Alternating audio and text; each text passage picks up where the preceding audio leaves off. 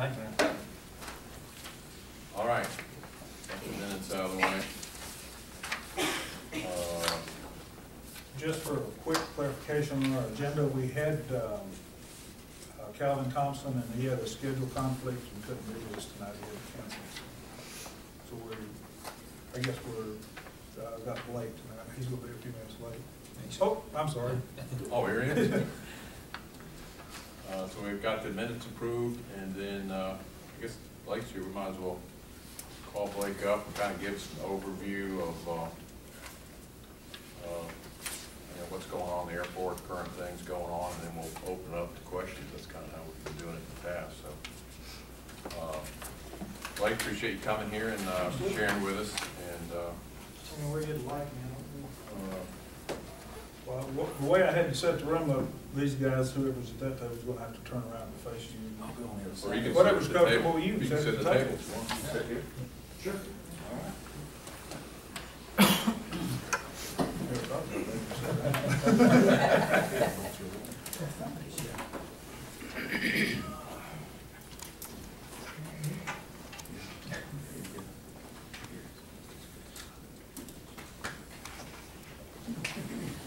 Well, I assume you kind of know what, we're here to kind of get information on the airport, get citizen input, come up with a report about the different things going on at the airport, comment on the legislation, and we're actually working on a charter statement that's going to outline what our scope is, but we're just kind of going through and gathering information, and we'd just like to hear from you and just kind of a general overview. Sure, and I'll say before I start that I did a similar thing for the committee that's working on the Industrial Building Authority. Okay. I guess a couple of weeks ago, and I think what I found in working with that group is it's really better to have a dialogue and as opposed to me just rambling on, because certainly I can sit here for 10 or 12 hours and talk about the airport and everything we've got going on and where we've been and where we're going. But I think it's better if when you have questions, if you go ahead and jump in and have an ongoing dialogue, because you probably have things in your heads that you'd like to have answered, and without me knowing what those are, of course I just skip right over them. I guess what I'll do is start just with a really quick history on the airport and where we're at today and where I see us going. And again, if there's something that you want to delve into more deeply, then certainly let me know. The Airport Authority, as I think most of you know, was set up in 1972. And I like to give the disclaimer that I was only 3 years old, but I had nothing to do with it. I do believe from folks that I've talked to that the Airport Authority was set up in 1972, actually for the reason of trying to prevent the city of Atlanta from building an airport out here, as opposed to actually trying to build an airport. But I believe part of the philosophy at the time was that if we could build a general aviation airport, then it would probably likely prevent the city of Atlanta from doing so. So that's just some of what I've gathered from talking to folks around the community over the years. The Airport Authority didn't really do much from 1972 up until about 1997. In 1997, they kind of reconvened the Airport Authority and started looking at the possibility of building a general aviation airport. As all of you are aware, they did put a referendum on the ballot in 1992 to bond the money to construct an airport, or let me correct, to bond the money to buy the property to build the airport on. That bond failed, and the Airport Authority again was basically idle until about 2004, when we reconvened the Airport Authority once again for the purpose of trying to build an airport. So since the Airport Authority reconvened in 2004, I've been involved ever since then. In 2004, I was the director for the Department of Transportation for Paulding County, and I took on the task of trying to get an airport planned, get it approved, get it funded, and all of that as one of the many projects that I had in the DOT. In 2006, when we began to start construction on the airport, the Board of Commissioners at that time decided it was better to break the airport out into a separate department from the Department of Transportation. And they gave me the option of either staying with the Department of Transportation or taking the airport department. Easy choice to make, one project and one employee versus about 60 projects and about 60 employees. So I took the one project and the one employee. So I thought it was a good move on my part. Hindsight's always 20/20. But anyways, the airport authority from 2004 up until 2008, when we finished construction of the runway and taxiway, their main role during that period of time was to acquire the property for the construction of the airport. The airport authority did at that point in time have condemnation capabilities. It no longer has condemnation capabilities because of the change in the state law that took place in 2006.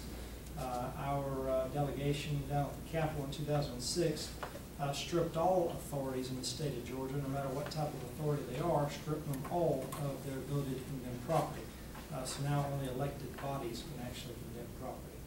So prior to that, the airport authority had that ability, and the airport authority was charged with acquiring all the property for the construction of the airport. The airport authority did that. There was one exception, and that was the City of Atlanta property. The City of Atlanta property would only sell to Paulding County government. They would not sell to the Paulding County Airport Authority.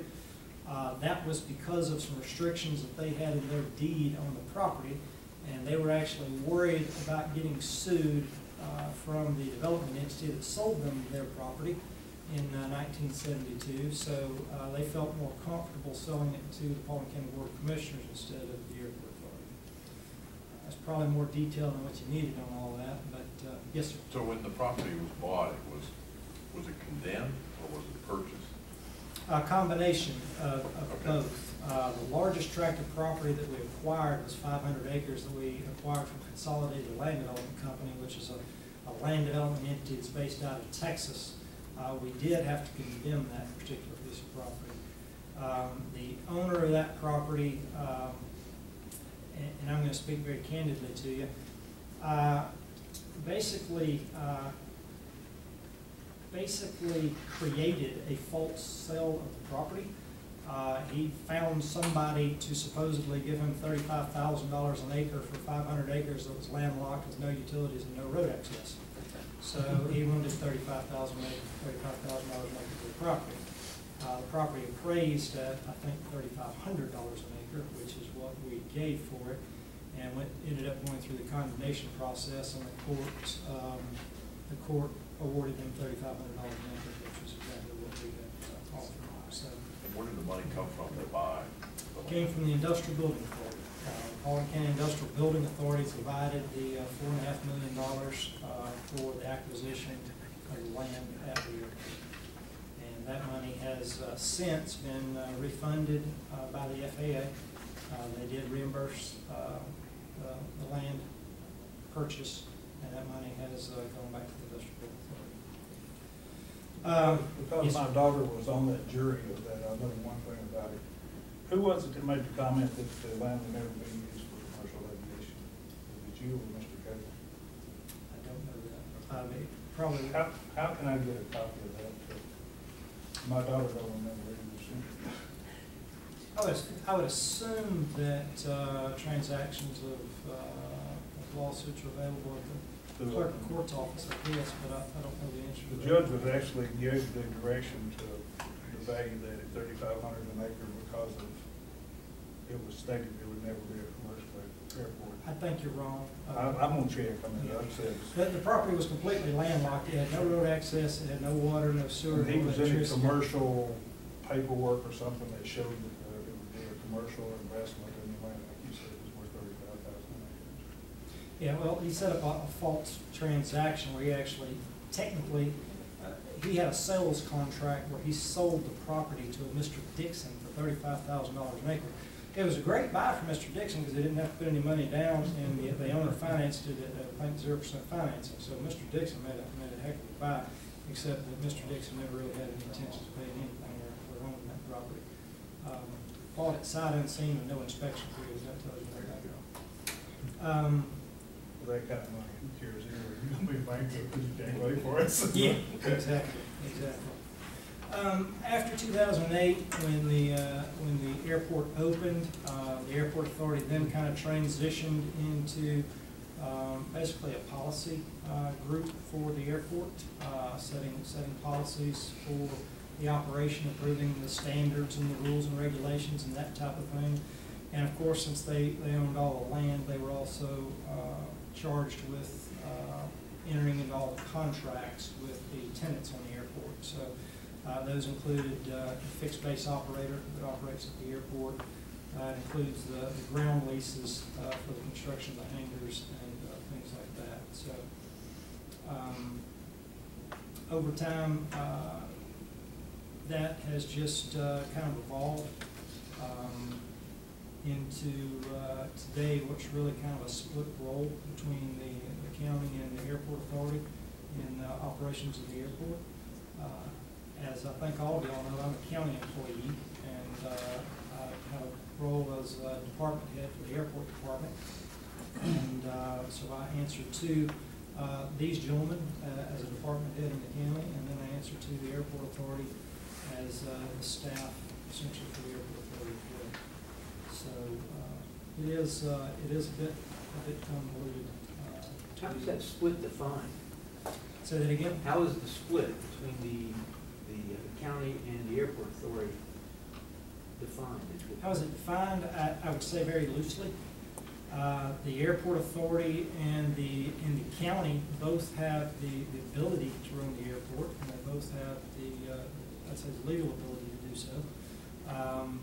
The airport authority, again, since it owns the property, it basically has all the rights of issuing contracts and leases, and again, it sets operational policy for the airport with minimum standards, rules and regulations, covenants, all those types of things. The county's involvement is more regulatory on the side of the FAA and Georgia DOT.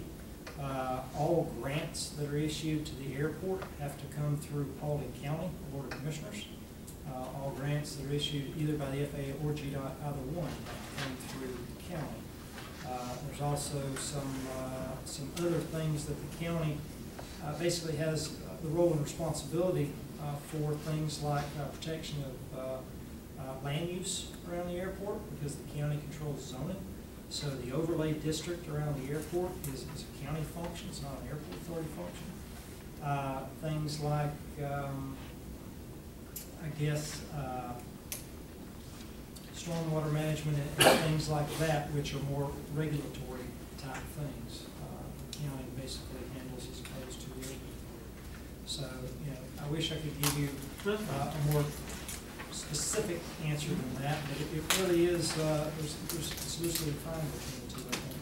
Would you say that's typical in Georgia for airports of that size? Or, because you probably know counterparts at other airports around the state.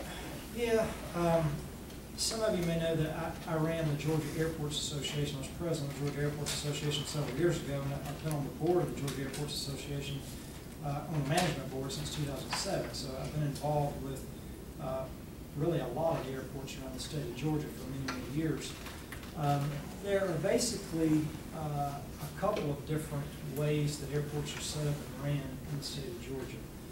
Some airports are set up and ran specifically by the county or city that the airport is owned by, or that it's within their jurisdiction. Cobb County is one of those. McCullough is set up that way. Some airports, matter of fact, Hartsfield is that way. Hartsfield is ran by the city. Some airports are set up and ran specifically by an airport authority or an airport commission, and they are completely separate from the local government.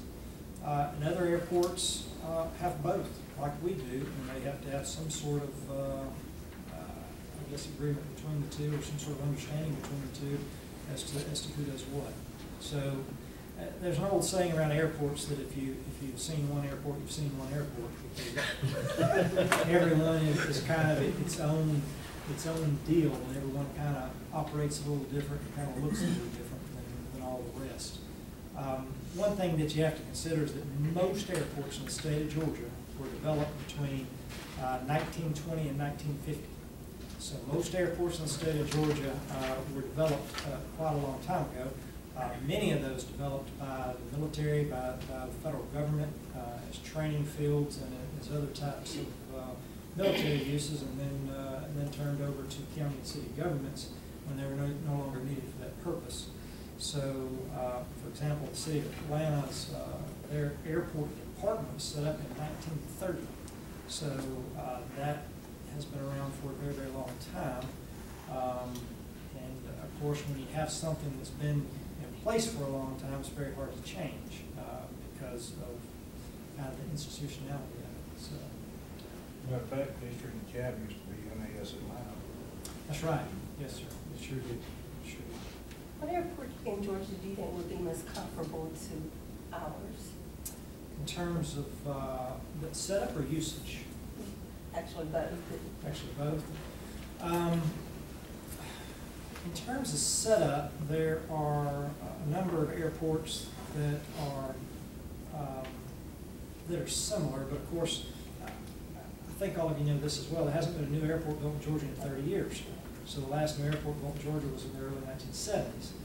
So there's not anything that's real close to us because it just simply hasn't been done in a very long time. But certainly in terms of infrastructure, runways, taxiways, things like that, you know, McCollum is similar to us. I think Ben Epps over in Athens is fairly similar to us. So, and there are others throughout the state that are pretty similar as well. In terms of our operations, the way that we're set up, that's a good question. I'm not sure that I can give you a really good answer on that. You know, the other airports in the state of Georgia that do commercial service, other than Hartsville, tend to be all ran by an airport authority. The general aviation airports in Georgia are very split. The smaller ones, there are 104 airports in Georgia. I'm not sure if you knew that or not, but 104 airports. So you have some really small airports in some very small locations, and almost all of those are ran by the city or the county by virtue of the fact that they just don't do much. Did I hear you correct when you said most of the commercial airports are run by the authority? Other than Hartsville, I believe most of the others are run by. I looked at it this past week, and there's only one of the 9 that are run by the authority. The rest of them are. Which one is that? Brunswick. It's my understanding that Brunswick, Savannah, and Columbus are all ran by authorities. I went on their website and went into the city directories, and they're all run by Columbus, Macon, one up in Athens. Right. So 8 out of the 9 are locally owned. They may be locally owned, but the question is. It's locally governed. Yeah, okay. Well, As a matter of fact, Larry sent a site out that showed all the authorities, and I didn't actually double check that list, and didn't see any of them. Right. So, some of them are Yeah, listed Blaine, as so- commissions. Larry, did you have something? Yeah, I wanted to ask, so be it if there are airports that do or do not have airports, I'm sorry, be it that there's commercial airports that do or do not have airport authority or commission, because they kind of run under 2 different names. I know, for instance, Savannah actually has an airport commission, but it appears based off of the homework that I've done, it appears that Savannah has the same government authorities that Paulding County has under the 1972 charter that was passed through the Georgia legislation. So with that being said, are there airports that are, the commercial airports that are run through, be it through the local community, through the local boards, or through the airport authority / commissions, do they all have the same rights as far as how to operate the airport and then also issuing bonds for construction projects? No, they're all different, and there's 2 reasons that they're different. One is because in the, either the late 70s or the early 90s, the state of Georgia, actually I think it was actually the late 60s or early 70s. I have to check with some of the attorneys to get the dates right. But nonetheless, at some point in time, the state of Georgia decided not to do constitutional authorities anymore. Do you know the year of that, when they changed? No? Okay. They changed at some point in time and they didn't allow constitutional authorities anymore in the state of Georgia. So after a certain date, if you wanted to have an authority, it was a statutory authority, not a constitutional authority. And then again, some of them have commissions, and I can't tell you what the legal difference is between an authority and a commission. I simply don't know. And the significance of it is we're just trying to look and see around here, is it a department or authority, or maybe it's a combination thereof, or maybe Right. their website and where we're looking is not clear. Right. I will say this, in some of the research that I did this week, I found that every airport had different resources, they had different needs, different requirements, and how they govern them. In other words, I may go to a Baptist church and you may go to a Methodist church. Right. So, but they all had a governing authority. But, how they did it, each one of them had a little unique twist on it. Right. For example, Columbus has got Fort Benning, Yes. and they've got almost 600,000 people, if you can believe Yeah. that, in that area. Yeah. So their need is going to be a little bit different than what Augusta's going to have, even though Augusta's got. And Fort Benning is interesting because you actually have Lawson Army Airfield, which Yep. is only a few miles From there. Columbus Regional Airport. And they keep the military operations there, and then Yes. everybody that's getting transferred goes to the Columbus Airport and flies to Atlanta. That's right, and because Columbus is the approach control for both facilities, those two have intergovernmental agreements and MOUs that govern how they operate around each other. Because there's times, of course, when the military takes higher priority over the civilian, and there's times when the civilian takes higher priority over the military. So that is a really confusing situation there. Is there any kind of written agreement between Paulding County and the airport authority as far as the roles? There's not. Do you think, from your perspective, should there be? Yeah, I actually do think there should be. I do think. I think there should be a written document that outlines the roles of the two entities. I do. And we have talked about that for many, many years, and for whatever reason, it just simply hasn't come to fruition yet. So, but I do think that should be done, needs to be done. Do you mind if I ask a question? What types of line items would you like to have dictated, would you believe were beneficial for both the airport authority and the county airport department to have defined as their specific roles? What do you believe would be something that you would like to see on there? Well, my position is a strange one because, again, I report to the 5 board of commissioners, I report to the 9 airport authority members, so I report to 14 different people. I have one entity that pays my salary, and I have another entity that sets all the policy and the standards and regulations for the airport. So I am bouncing back and forth between the two constantly on a daily basis, so you wouldn't believe the arguments I have with myself. But it does need to be defined, and you know, quite frankly, I'm of the opinion that the airport authority has the expertise to run the airport. We have folks on the airport authority who have a tremendous amount of aviation experience. And if we're able to change the makeup of the airport authority, then we can even get more people on the airport authority who even have greater experience with aviation. So Blake, I'd like to dive a little deeper into that. Yes. Currently, as I understand it, the 1972 legislation says that the airport authority is made up of all of the IBA members plus 3 at-large members. That is correct. And those IBA members are primarily selected for their business development expertise Now, it happens that on our IBA currently, we have some folks that have some aviation experience in their background, but there's no guarantee that that would be the case in the future.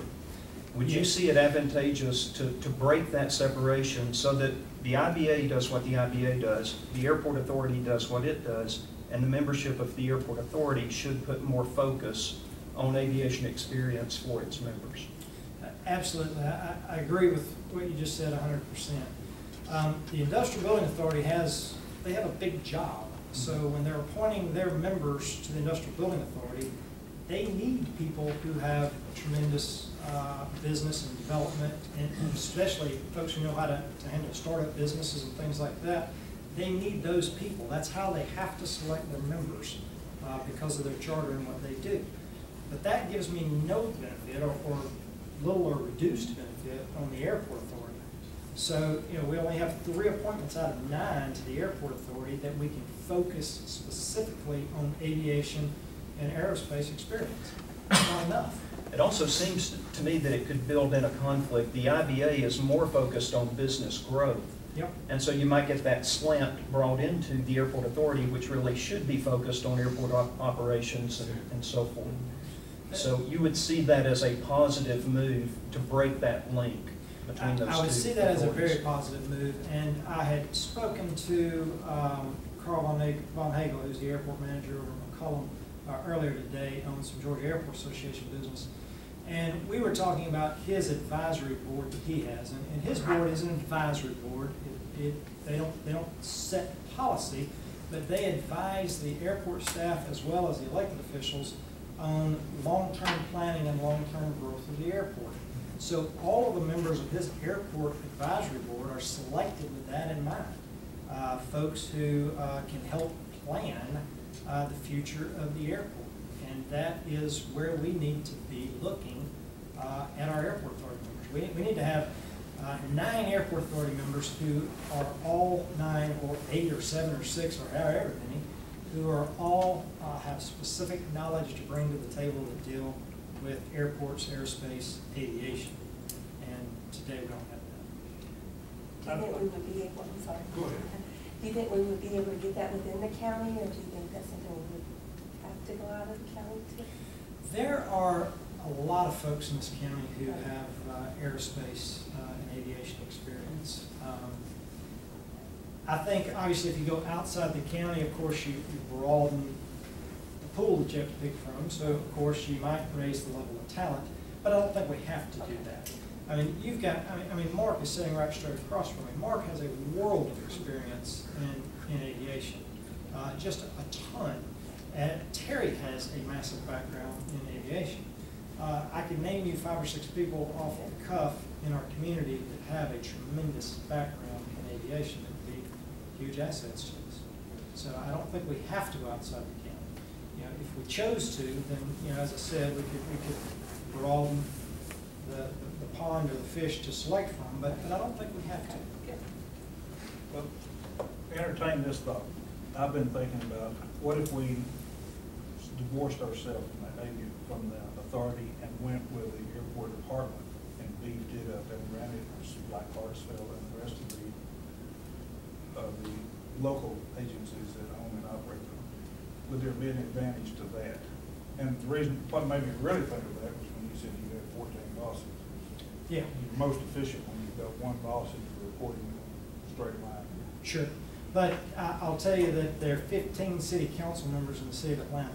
So I forget the gentleman's name that replaced Lewis Miller, but he reports to 15 city council members plus a mayor plus a city manager. So he has 17 bosses. Yeah, that's true. So But he their has, particular set. but he has an annual budget and he has a plan that he puts together and he goes before them and they approve it and he goes forward with this. He does. I wish that some of you could have been sitting in the city council meeting when I went with Ben DaCosta, who was the airport manager with Hartsfield prior to Lewis Miller. Ben DaCosta and I had to go to 3 city council meetings in order to get the approval for us to purchase the 160 acres of property. And I'll honestly tell you that I have never seen a professional individual with the reputation and the credentials that Ben DaCosta had, talked to more like a dog in my life. I was embarrassed for the man where the Atlanta City Council spoke to him in those meetings. It was sad, quite frankly. So Hartsville operates because they make $1 bazillion a year. It's and 86% of the Atlanta City budget.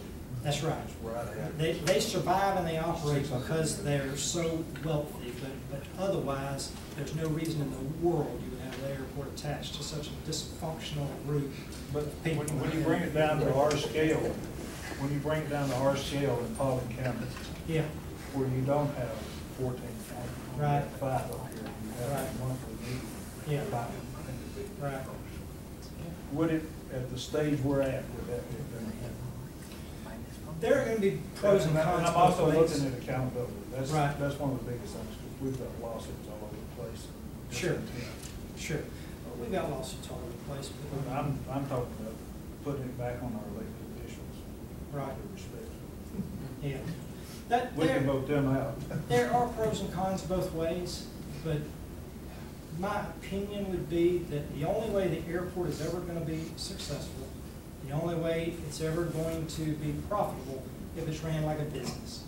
If you can tell me how many government entities you see, local, state, or federal, running like a business, then, Oh, we walked into that one. So an alternative would be to let it be run by the airport authority, yes. for example. So do you see advantages to that model? I do, again, because you're gonna, but conditioned upon you changing the airport authority board to bring the expertise there that you need to have. Again, we've only got 3 appointments that are airport authority appointments. We need an airport authority board that has all appointments that are there that bring expertise to the table that benefit the airport, that are aviation, aerospace focused. So to turn it over to the existing airport authority in its current condition today, I can argue it both ways. Well, I would think that bringing on a very skilled aviation geared advisory board like Cobb have in conjunction with that might be a way to go. But I want to kind of wrap up the kind of corporate governance we've been focusing on. If anybody else has any follow-up, maybe we can move on to the running it like a business focus. That's where I was going. Does anybody have any more corporate governance stuff? Well, I got a question for Blake. Is there any prerequisites for getting matching funds or partial funds from the FAA that would not apply if you broke it out of the airport authority? Are those funds still available and can you qualify for them? Or do you have to be an authority or some government airport body eligible for those funds? You have to be a government entity in order to accept grants, federal, state, or otherwise. So the airport authority is a government entity. The Paulding County Board of Commissioners is a government entity. Both of those are government entities. They can both accept grants just the same. So, our industrial building authority has got grants. The airport gets grants. So there really is no big difference as far as that's concerned. Well, in 2004, 2006, when you're with the Department of Transportation, you're making your move to the airport, I'm trying to figure out what came first. The Board of Commissioners deciding that we're going to reenact the airport authority, or did the airport authority just magically appear? No, the Board of Commissioners in 2004 reenacted the airport authority. The Board of Commissioners had to appoint, 3 new airport authority members and basically reconstitute that entity. So In 2004, was it the vision of the Board of Commissioners to make an airport that was self-sustaining, or was it the vision just to make an airport? What was their vision for the next 10 years by them starting this? Certainly, I think some of those folks are still around and you can talk to them, but I'll tell you what I think from conversations that I had with most of them over those years. The thought at the time was that economic development in Paulding County didn't exist. That there was no growth of industry in Paulding County whatsoever. We've said 1 million times, there's no interstate in Paulding County, there's no major water, there's no river, there is nothing in Paulding County to help us try to, Sorry. $5, to help us try to improve business and industry. So the airport was envisioned as an economic development tool. However, it was envisioned that the airport would grow to be self-sustainable. And the airport authority was set up specifically for two purposes. One was for them to be able to go acquire other land, and the second was for them to be able to operate, hopefully outside of politics. Whether or not that's been successful, y'all can judge. Well, of the 104 airports that you mentioned, what's your best guess on how many are self-sustaining?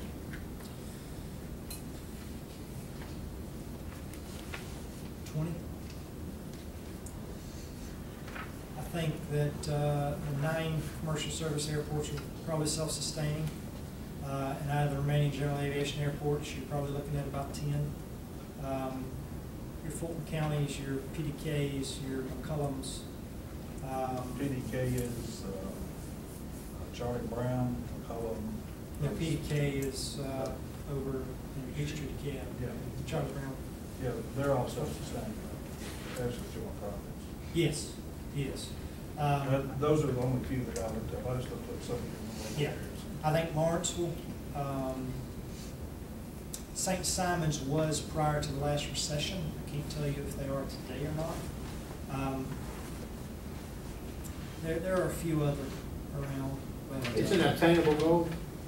for us, it is. Can I say something on Yes. that, though? There is not an interstate in the state of Georgia that is self-sustaining, but if we didn't have interstates, we wouldn't have business, we wouldn't have commerce. So I would caution us that maybe self-sustaining is not a goal of the airport. The goal is to have a jewel that you can point to that would attract business to come here. That would be my thought on it. Now, I have never thought of self-sustainability as being the primary goal of the airport. The primary goal of the airport, as I mentioned earlier, as it was set out by the original group, was economic development, for it to be an economic development tool for the county. However, I do think if we're successful in what we're trying to do with economic development, that ultimately the airport will be self-sustainable. That's not going to be in a year or 2 or 3 or 4. We're talking, 5 to 10 years probably. And again, that depends a lot upon whether we do the commercial or don't do the commercial and that type of stuff. I mean, there's a ton of unknowns there. Like I noticed in like the 2011 airport economic impact study, Paulding County showed that we had 143 jobs that related to $4 million in salaries. I completely disagree with the study. Do you know where those numbers came from? The state hired a consultant that performed that study, and if you'll probably look on the first page of the study, it should tell you who conducted It this. said the Department Department of Transportation. That Yeah, just it should say somewhere in the study who did it. It seems like to me it might have been URS, but I hate to throw somebody under the bus without being 100% sure. But no, I don't think those numbers. It was more of a marketing reason I asked. And with that said, are we using any data from that as far as our? I do use some data from the airports where I know the data was verified. They could not verify the data on 104 airports, but locations where I can verify their data, like Macon and some others, I do use that data, yes, sir. And back to the infamous report that Mr. Thompson, and I sure wish he'd been here, being the head of the chairman of the airport, I'm sure he could have helped us, but he stated in one of his FAA documents that general aviation was decreasing. I looked it up and he was right on the money, the numbers are right straight off. Matter of fact, it was actually covered in the lead into the paper. But he kind of shortchanged himself, but general aviation has been dropping off since '98. Anyway, if you'd have looked real close in that same document, it also showed that commercial aviation was dropping off since 2000. And that's long before George Bush's recession and even before 9/11. So are you considering that type of data? And where I'm going to is where Mike was headed, the business case, and you knew I was going to ask ask you about where the business case is for our airport. Right. Do we have a business case for the old airport? For the old airport? Yeah, or for our original airport. I didn't call it old airport. When we built the airport, we had certain objectives and goals, and that's what Lou, that's what you were looking at. Do we have that business case? What were those objectives?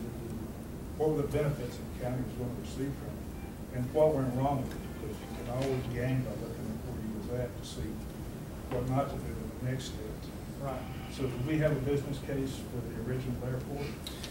What we have for the original airport was we have forecasts of aircraft and forecasts of traffic. Now, we have come nowhere near meeting those. And I do believe the reason we've come nowhere near meeting those is because of the recession from 2007 to 2012. Of course, the tornado in 2012 didn't help us either. If you actually look at the data all the way up to 2012, and some of the reports are saying that general aviation is going to be dropping off all the way through the teens and possibly level out until about 2030. But what you have to do is you have to look at the data from our metro Atlanta airports. You have to look at PDK, you have to look at Cobb County, you have to look at Fulton County, you have to look at those. Because those airports have been at maximum capacity going back 15 to 20 years. And every time they add a square foot to the airport, it gets grabbed up immediately. So what we were looking at is not the overall nationwide trends in general aviation. What we were looking at is the growth in the Atlanta market. And still, if you look at the forecast of growth in the Atlanta market, Paulding County is squarely in the middle of the growth forecast for the city of Atlanta. There again, you go back and look at airtran.com, and 90% of our airports, commercial and general aviation, are seeing reduction in operations. And a lot of that is due to the consolidation in the airline That's industry. right. Yes. The airline industry has airlines, advancement in shrunk airplanes, tremendously. they're cutting labor out of the airlines. And that's, and there again, I'm sorry, jumping into the business section. But if we're going forward, where is our business plan for this next year? And I'll be very honest with you, I've got 4 sheets of data here that says, the FAA says that commercialization is not the way to go.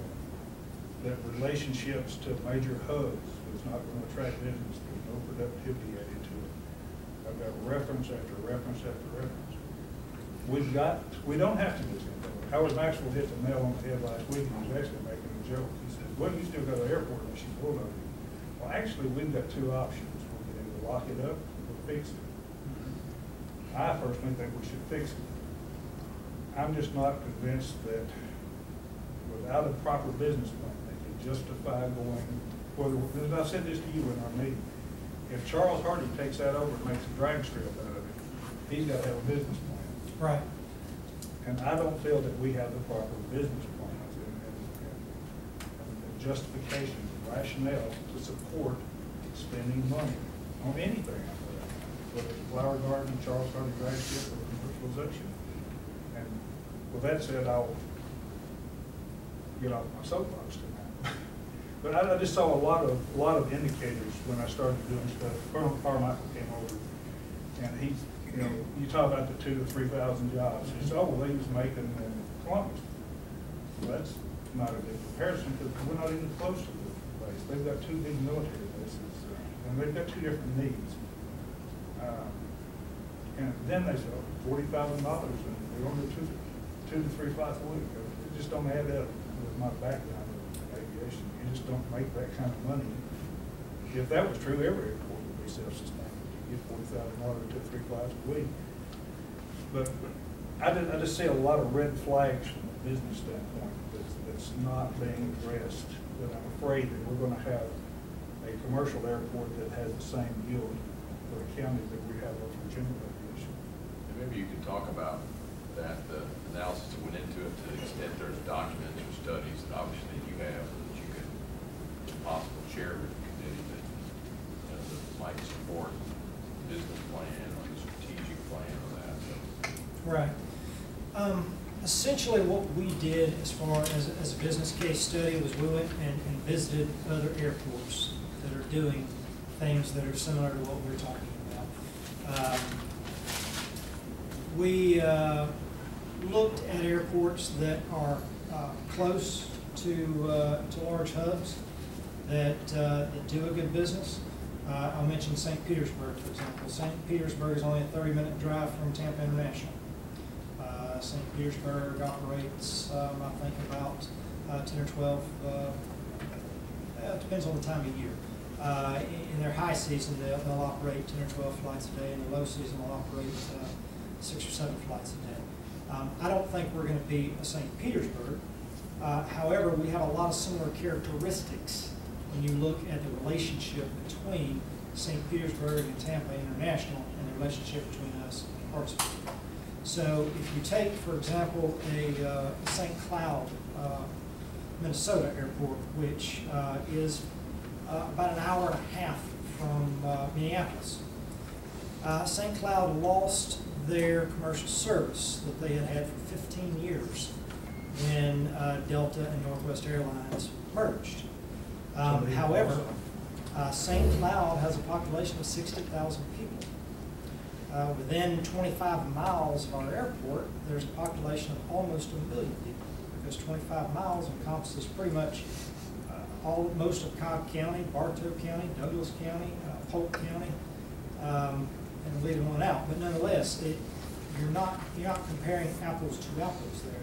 You're comparing apples and oranges for sure.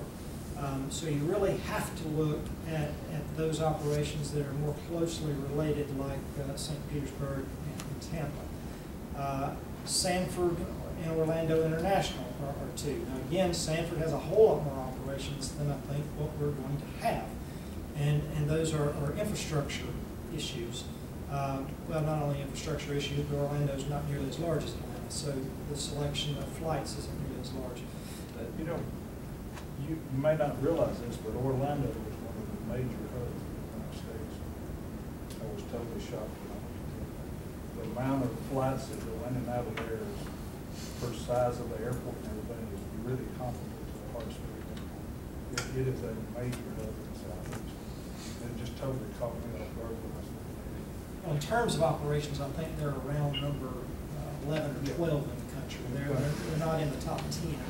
Yeah, look at what the top 10 would be. LaGuardia, LAX, O'Hare. You just wouldn't expect Orlando to fall in that type of category. I think of Disneyland. Yeah, exactly. But you have to take a look at those types of relationships, which there aren't a lot of them around the country to look at, but there are some.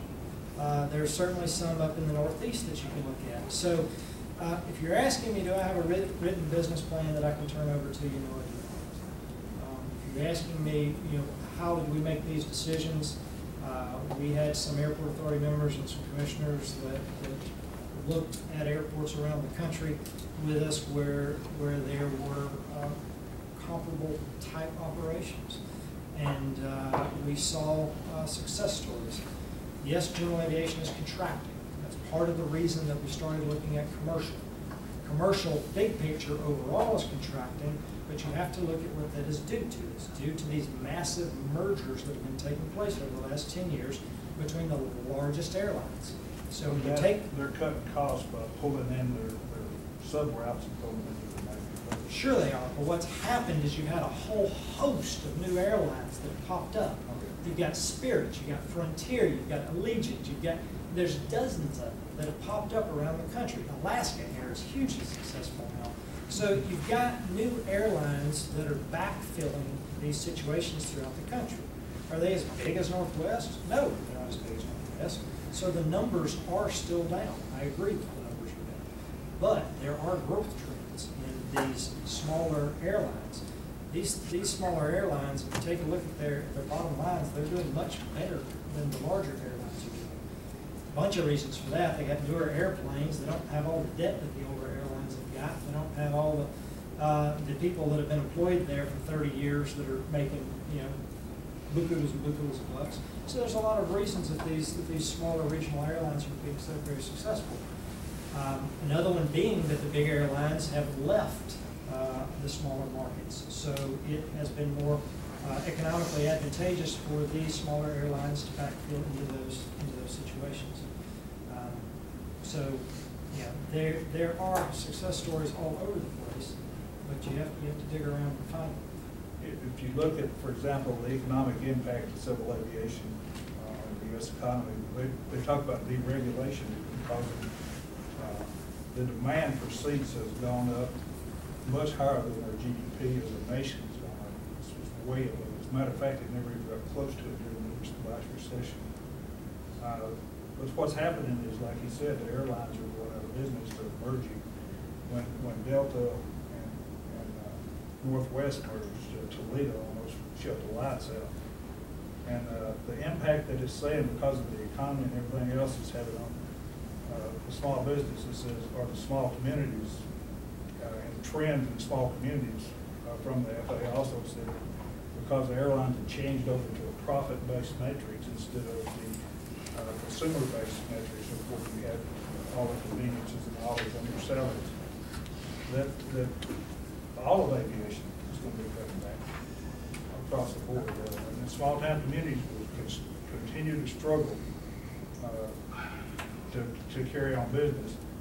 And the ultra-regional and low-cost airlines are possibly saviors for the cities at the expense of the government bodies. That was the comment.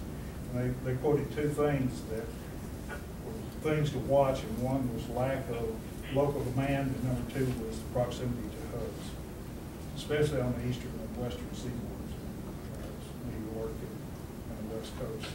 So what material documentation was presented to the airport authority or the board of commissioners that kind of went from general aviation focus to more commercial? Presumably there was some presentation and then it was voted on that we're going to go in this direction. There were probably, I guess there were 3 presentations that were made by Propeller Investments. Those presentations were made via PowerPoint. We're not getting copies of those. Those were proprietary information. So very often when we have presentations from prospects, they're done that way. We're done on PowerPoint and we're not getting copies of them. That's not just having to do with the airport. That's any prospect that comes into our county looking to do anything, because those companies are very protective of their information. Was there, I guess there was public minutes or discussions? What was that? Well, all of that had to be basically an executive session because of the proprietary nature of the data that the folks were discussing is just not publicly available. Several of the presentations were made without quorums in a non-public meeting. The details of the lease agreements, of course, were discussed in closed session. All land transactions of that type are always discussed in closed session. You can't very well negotiate a lease in a public setting. And that's not, again, that's not something that's... I'm just trying to get the business case of... Right. It sounds like maybe that's just not something that you shared. Yeah, it's not something that's in a written format that I can hand over to you. Okay. Do you think it'd be advantageous to the developer in this case? Structure, something you could take to the lady down at the bank and get you a loan for the airport or a small business administration with that type of structure? Would that be value added? I personally I think have a structure. it probably could be value added, yeah. One of the things that we need in order to do that is a traffic forecast, and that traffic forecast is being generated as part of the environmental assessment that we're going through. So that is something that once we have all of the data, we can absolutely do that, for sure. What about the master plan that won the award recently? I'm sorry, Larry. There you go. No, go right ahead. That's fine. I'll be very moment. The master plan that won the award? Yeah, the master plan that won the award, I guess that was in 2009, was an intermodal plan that was put together to take a big picture look at what could this look like in 25 years. What are the potentials?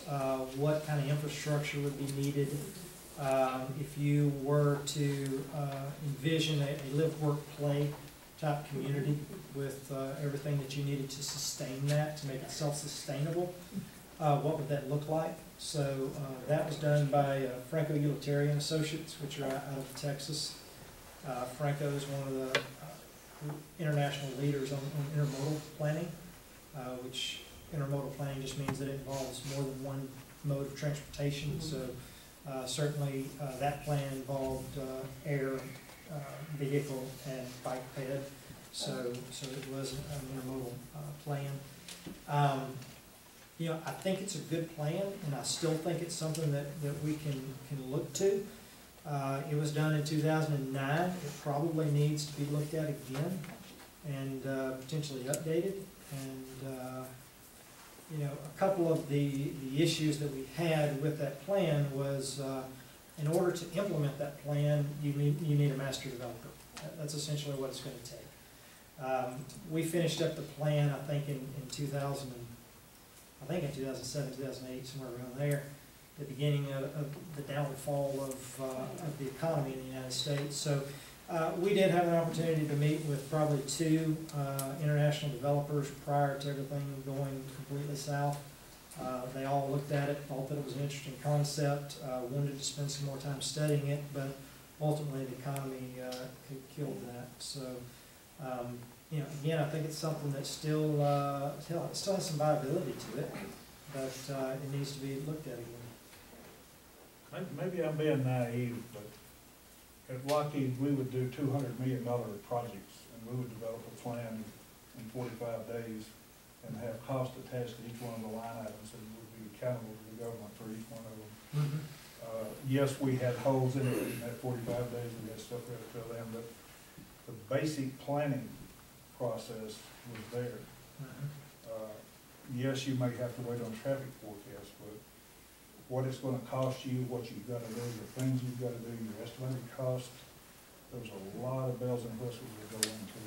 And we actually had 3 people on the phase 2 of the F-22 upgrade that did the entire master plan on Microsoft project, and they did it in about 4 days.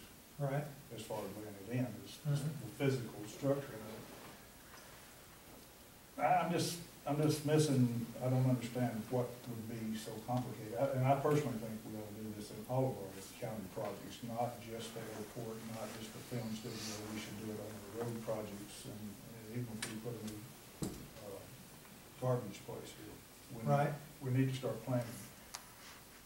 Well, why can't we go ahead and, or would you recommend that we, as a committee, put that in, that a master plan be developed for the airport? A comprehensive plan. There's 2 different things to look at. There is a master plan for the airport that was generated in 2008 as part of the airport layout plan that's submitted to the Federal Aviation Administration. That plan has to be updated periodically. So Yeah, but that's just. When was the last update? I believe it was last updated in beginning of 2013. So it's not. Was that plan used for budgeting funding concerns with regards to the airport for the current year? What's used for the budget, or the funding?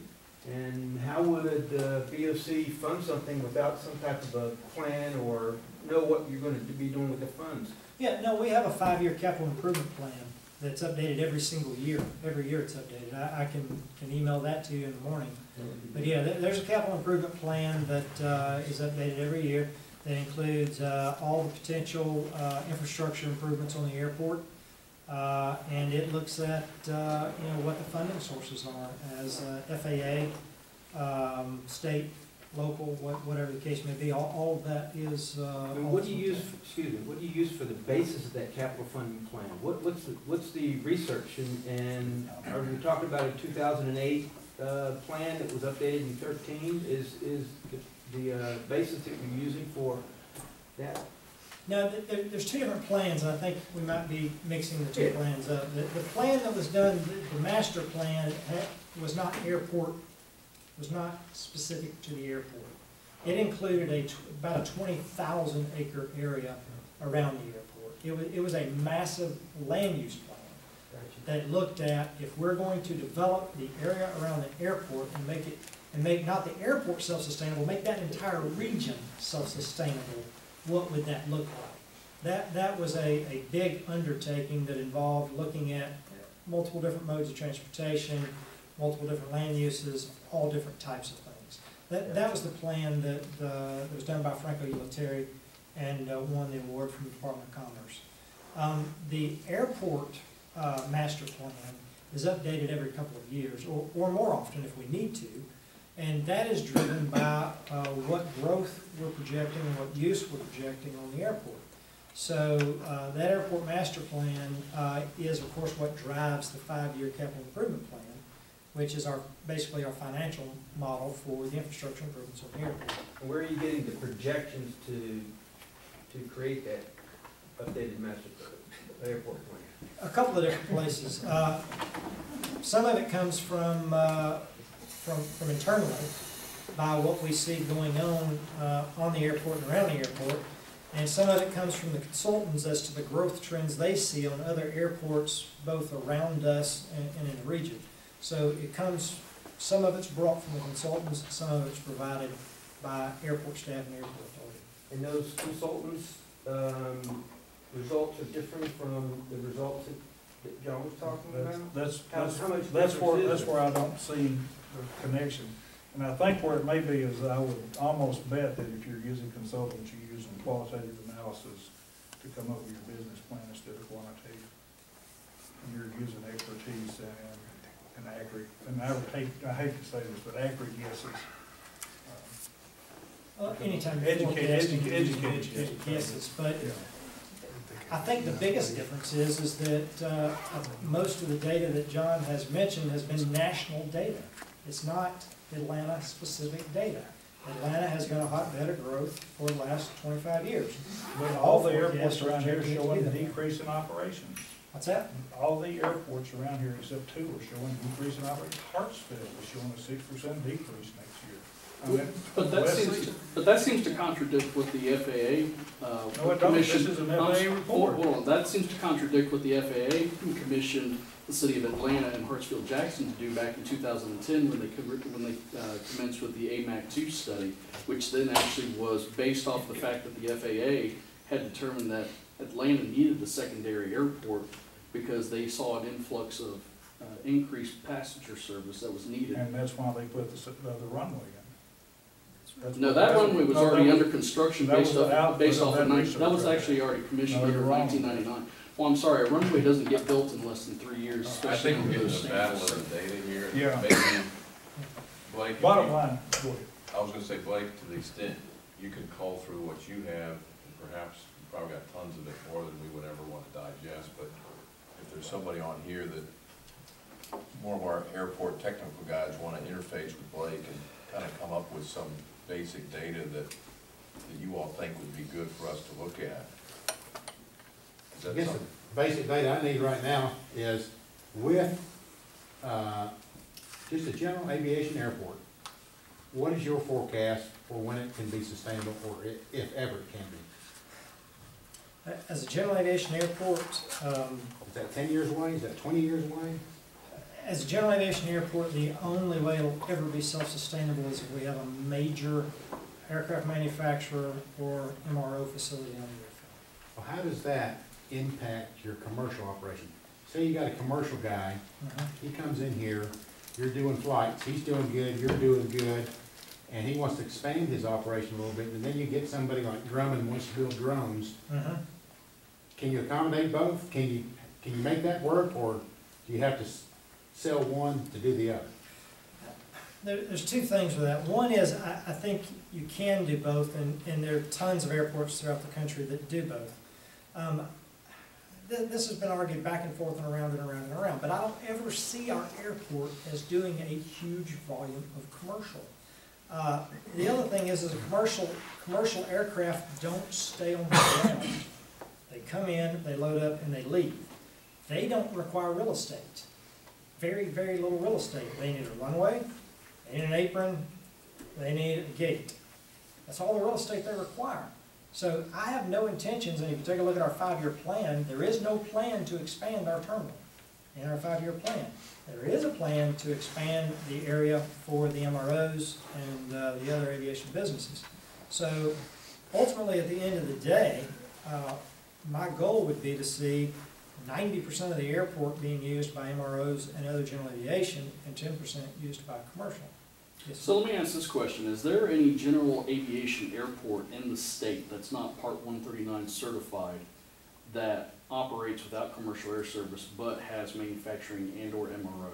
And that doesn't have to include Dobbins either, because that's a military airfield, which they automatically get all those Part 139 certifications. Granted, it's totally different under DoD, but right. is there any other general aviation that has that capability without the infrastructure and the security and everything else that comes along with a commercialized airport?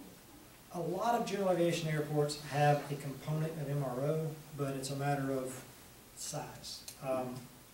McCollum certainly has some MRO capabilities over there. You have Southern Jet Management over there that's an MRO. You have multiple different MROs over there. But they are, 10 to 30 people shops. They're not like the Bombardier facility down at Macon, which has 500 people in it. Sure. So, Supporting the EW facility down there at Robbins. right.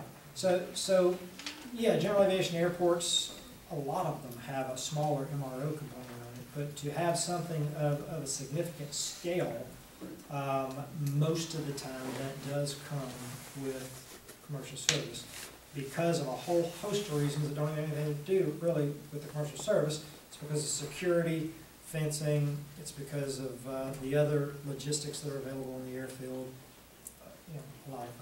So that leads into my next question. These were questions I had while I was driving, didn't have had a chance to butt in. So with that being said, if you take McCollum as an example, and they have their own fence line, so they have a security perimeter around the airfield itself, and I'm assuming that Cobb County paid for that through its own either tax revenue and or through the money that the airport has generated over the years.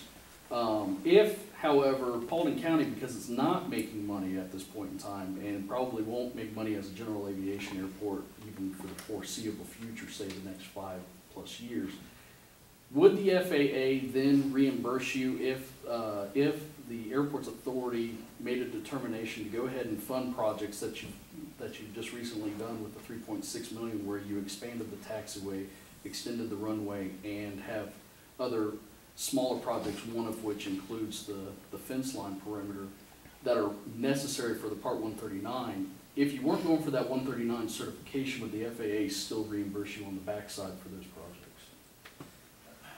I'm not going to be able to give you a straight answer because it's yes and no. Okay. In order to qualify for FAA reimbursement, the project has to be in your CIP, has to be in your capital improvement plan. It has to be something that's on your airport layout plan or your master plan. And it has to be something that the FAA has agreed that is needed and that you can go ahead and do. Okay. So if we were to decide tomorrow that we needed an air traffic control tower and we just went out and built an air traffic control tower, then no, the FAA would not reimburse that. Because it's not something. Finished it. Yeah, exactly. Because it's not something that's in our CIP. It's not something that's on our master plan. It's not something that they have agreed that we need. So there are certain things that the FAA will participate in. There are certain things that they will not. And those things also change, by the way, based on whether you're a 139 airport or not. So as a general aviation airport, for example, the FAA won't participate in any kind of terminal construction. They just don't do that for general aviation airports. As a 139 airport, they do. So there's some things that they cover in one that they won't cover in the other, and there's some things that they just simply won't allow you to do in advance. Everything that you do, it's you have to go and say, Mother Man. Right. I've got a couple of comments I'd just like to make real quick. I'll do brief. We don't even have to discuss it. You've talked a lot about a lot of different things. Number one, the airport authority owns property out there, so does the IBA. The Board of Commissioners owns 163 acres. It goes through the middle of that runway. West end. Yeah. Cuts it right off. Number two, y'all have asked some of these questions. I'm going to give you some answers that I know.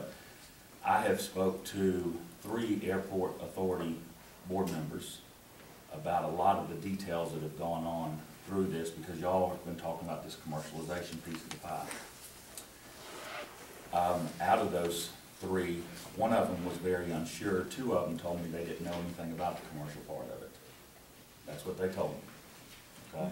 Can we please have their names then, because I'm curious as to who they are. And I'll be glad to get that for you, okay? But two of them told me they did not know anything about the commercial piece of the pie. So you don't know it right now? Yeah, I do. I'd rather not say it right this minute. Why would that not be? Why Why would you're that bringing be? it up. I would rather not We're here to say it, facilitate. but I We're not here will. to. Let me finish. Hold on 1 second, Commissioner, you did this at the last meeting where you handed out a handout and didn't even provide us the I names. try to be respectful of what we're talking about, and I didn't. But you're making allegations of which we have to go back and actually verify, so we would like to have the names. I will let you know. Let me finish Okay. the discussion. You don't need to get hostile about it, and I haven't done anything where I've handed out any kind of handouts You on did it anything. last meeting, is what I was referring to. Okay.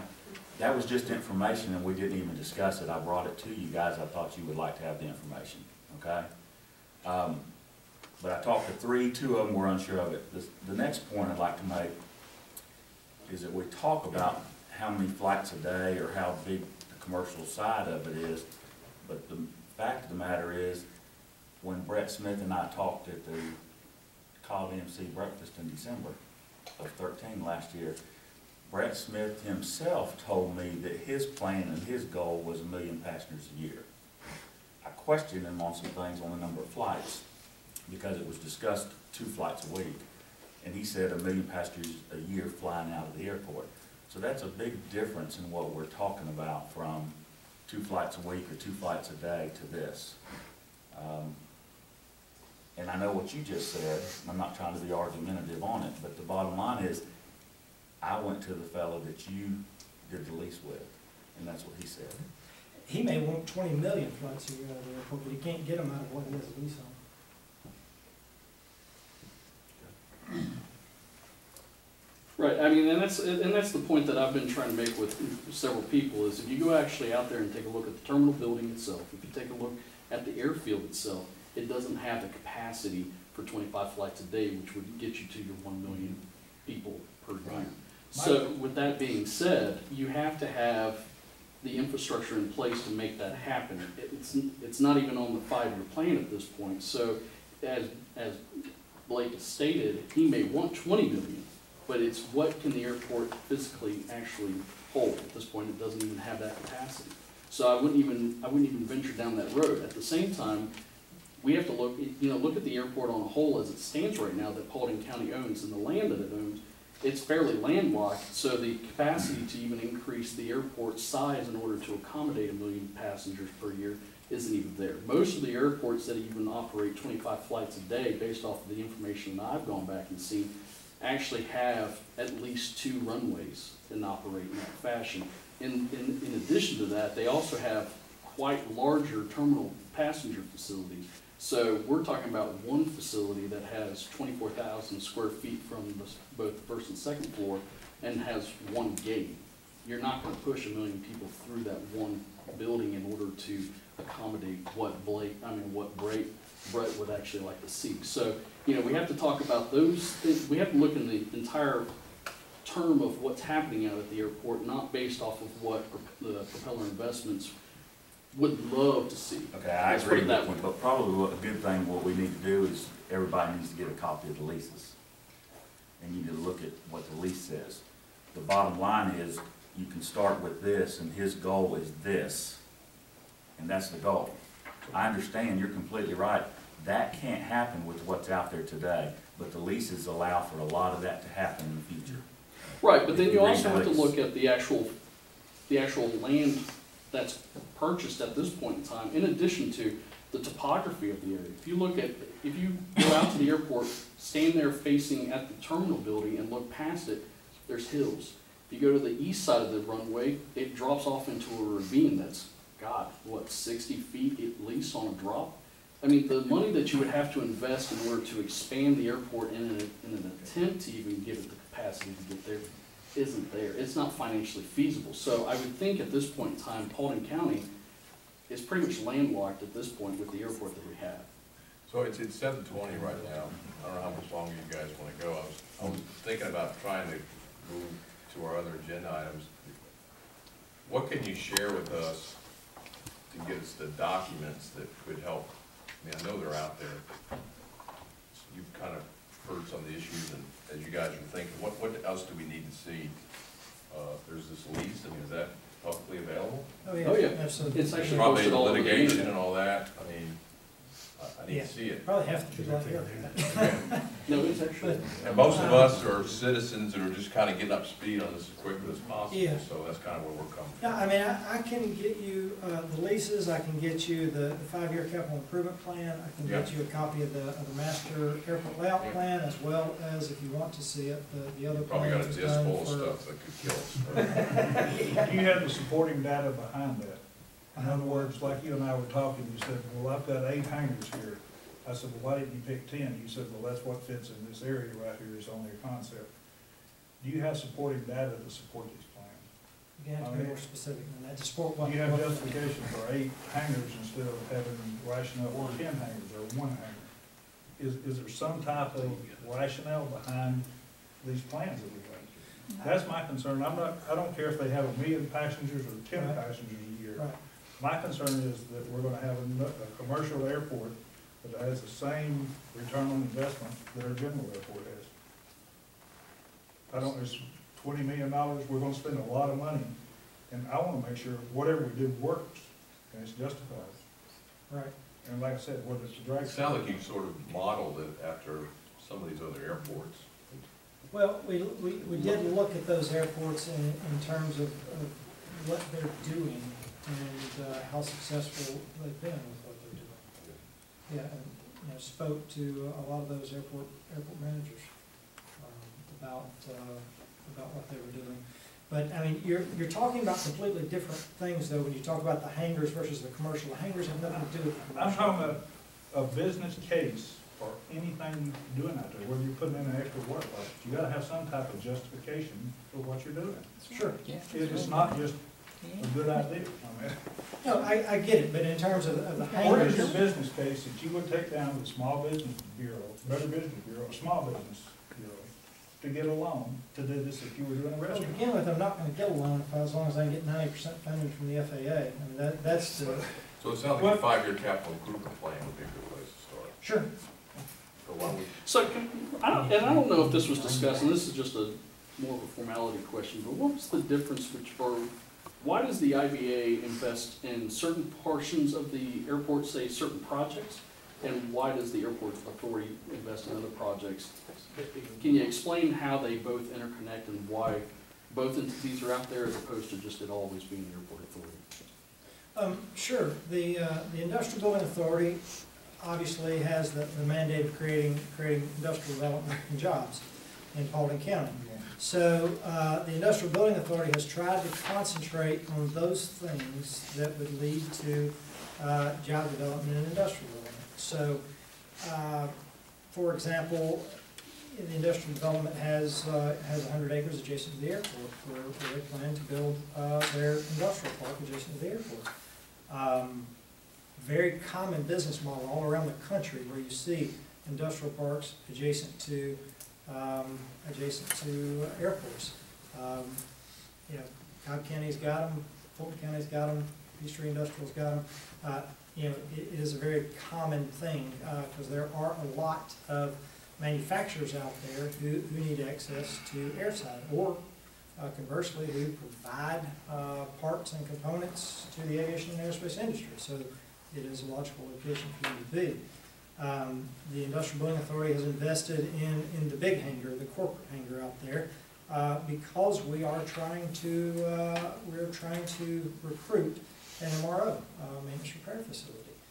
That brings jobs. That is an industrial type business. So they would not invest in general aviation hangars because general aviation hangars don't create jobs.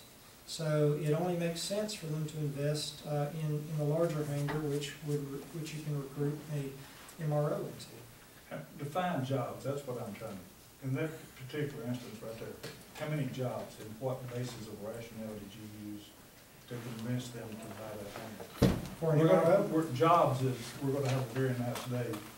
But you're gonna create 10 jobs, you're gonna create 15 jobs. Mhm. What rationale did you use behind that?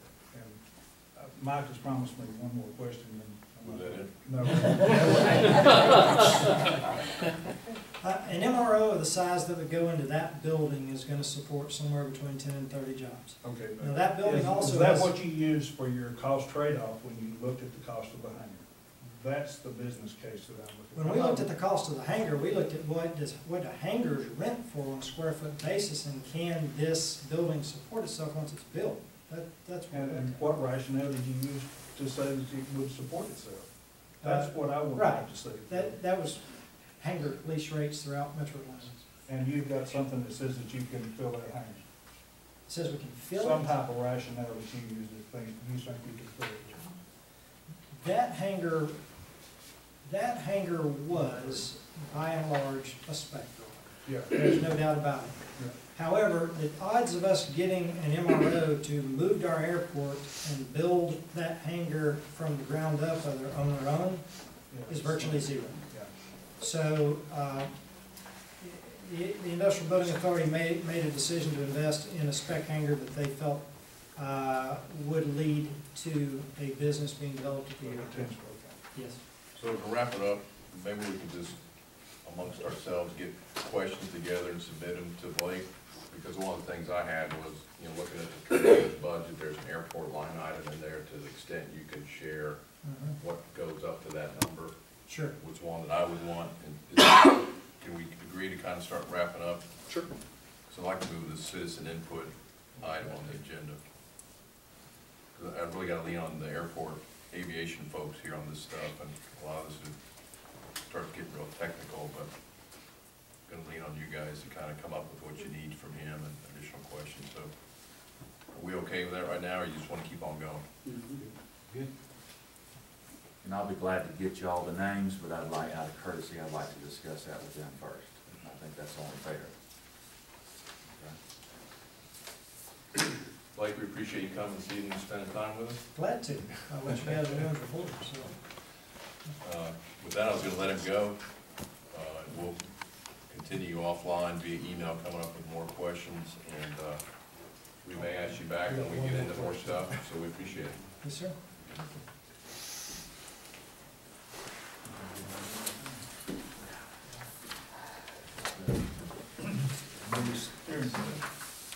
We've got the citizen input guidelines that we've been talking about. We had input from some citizens last week, so we want to come up with something, and we've got a proposed draft here. I know there was one comment about sort of since we've got a deadline, we need to have a cutoff for citizen input deadline too. I thought that was a good one to add to this. Has everybody looked at this? Is there some more discussion?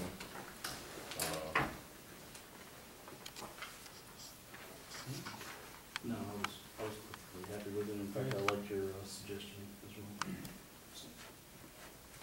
And what is that? The deadline we have to get something to the, 30th of October is when we're supposed to do our presentation. we need to back that up. Probably the 1st of October. Give us 2 meetings to get our ducks in a row and a PowerPoint put together. But we would need input far ahead of that to guide our discussion and thought process. I was thinking 30 days would be a reasonable. Well, like an open comment period, like a lot of regulatory bodies do. Starting 30 days from today or thereabouts? Is that what you're Or talking the about? next first Tuesday, so whatever the August first Tuesday will Just a general comment to change subjects real quick. We have the 2nd and 4th Thursdays of every month through October. This room out here, I've got it reserved, so 6 o'clock. We didn't want to meet downstairs anymore. People said they couldn't hear, so we decided to get on the schedule up here before everybody else did. Thank you. And we reached out to the IBA and they kind of had their schedule set, and it sounds like they're gonna wrap up. They're gonna wrap up in a couple of weeks, it sounds like. We were trying to, where we didn't have a schedule conflict, and they told us that they'll probably only have one more that'll be in conflict, so instead of trying to reinvent the wheel and start an argument with IBA, we just said, get rid of it, so. I mean, if we wanted comments back within the next 30 days, which would still put us on our first meeting of August, we're looking at the 14th of August. Based off of the second Tuesday of August. If we want comments back earlier so that we can shape the discussions. How about just the end of August? Yeah, that sounds good. Okay. August 31st? August 31st that is a would- Sunday, that do would you be- want to say Friday the 29th? Yep. So if everybody's okay, we'll just add a line to this. It says deadline for submission is Friday, August 29th. Right. And maybe we can, I guess we'll need to put a box somewhere. We'll have it at our meetings, and then, you know, maybe the last day, we'll have a box somewhere around here that people can drop it in or something like that. Why don't we just make the cutoff that Thursday, which is the Is that our meeting? 28th at the last meeting? Oh, yeah, let's do That that. way we can keep up with the box and all that, and Yeah. it's not Yeah. getting away from us. So just for the group, what we come up with is a form here that talks about, the committee wants to get written input from citizens and other folks that have an interest in providing us comment, suggestions, or things that we need to look at or consider. We're gonna have a receptacle at each meeting where you can basically fill out this form, drop it in there, and then we're gonna coordinate scanning it in and sending it around and using that information to prioritize and make sure we're covering all these different issues. And at some point, we haven't decided yet, based on how much comment we get, because there is a checkbox down here that, for people to check if they'd actually like to speak. We'd like to be able to rely primarily on written documentation, but we may decide to actually have some folks come and provide dialogue. I'm sorry, real quick, one thing I noticed is that we're talking about having a box here. Is there any way that we could have a possibility of somebody mailing them to a particular address? Because not everybody attends these meetings, and I don't want anybody to be left out if they have a, Yeah, that's a good idea. you know what I mean? Is it, would either one of you know of an address that we could have it sent to? Is that something You that? guys probably get a lot of comments. Or could that be emailed possibly to an email address? Email Or to the care of the Board of Commissioners, Airport Steering Committee, something like that. Attention, airport steering, maybe, you could do that. Would it be going to your all's address? I mean, do you all have a specific address? No, this address here, Okay. we can do that. Yeah, we can give you, All right. Or an email, like you said, you know. even, so you have either or. Yeah, so we'll amend this form once we get your guy an email address and a way to have it addressed, so that it'll make it easy on the staff here. Or y'all may wanna do an email too. Yeah, I guess we could create like a generic Gmail. Yeah. I mean, just to where it, If somebody wants to volunteer to monitor it, Larry. Yes, I would be, that would be easy. So if you want to set up a Right. Gmail or something. Yeah. So, could do that in the address here. okay, so we're gonna amend this to say that August 28th, we're gonna add a Gmail address to be determined, and the Board of Commissioners, mailing addresses, they're gonna provide us a way to make sure that's care of, a way so they can be easily sorted. Distribution, how do we get this form out? We should be able to post it on the internet through the government website, correct? That's a good idea, put it on the county site and then have copies at the next meeting. There'll be hard copies at each meeting we have, and we'll provide, I wonder if we can put it on the airport website. Yep, we should be able to Like, do that. Blake, you there? We do that? Yeah, It's just a one-page PDF. Yep. Okay. Do you think that'll be good enough to give public Yeah, the I mean, if opportunity to find it? we put it on everything except for the newspaper, I think it is. So once again, just to wrap up, it's gonna help us get priorities, get input from everybody, find out if you wanna speak, and I think that's it. So, if you get a motion to, The box to check if we want to speak. is that the only opportunity we would have to comment or speak at meetings? No, we're still kind of developing that right now. We just want to get the written format first. We're still talking about different ways to arrange that.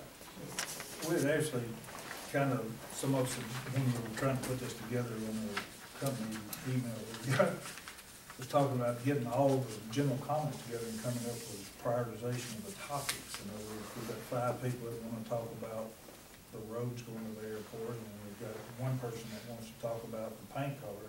We're going to talk about the roads, and we'll put it up in front, and then we'll bring it up and have some type of presentation.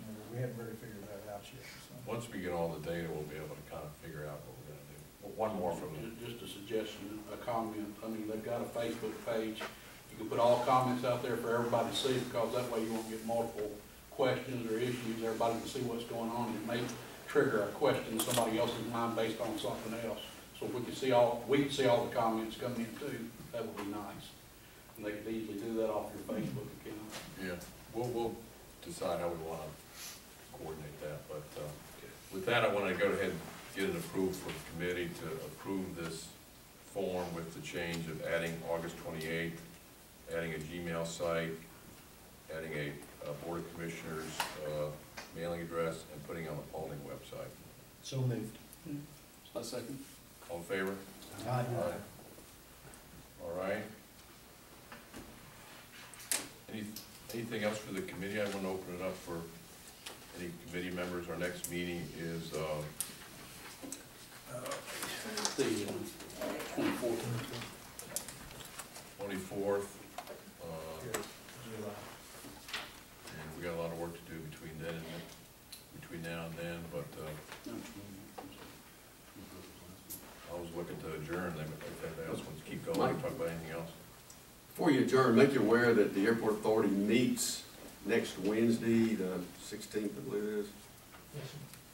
16th, is that right?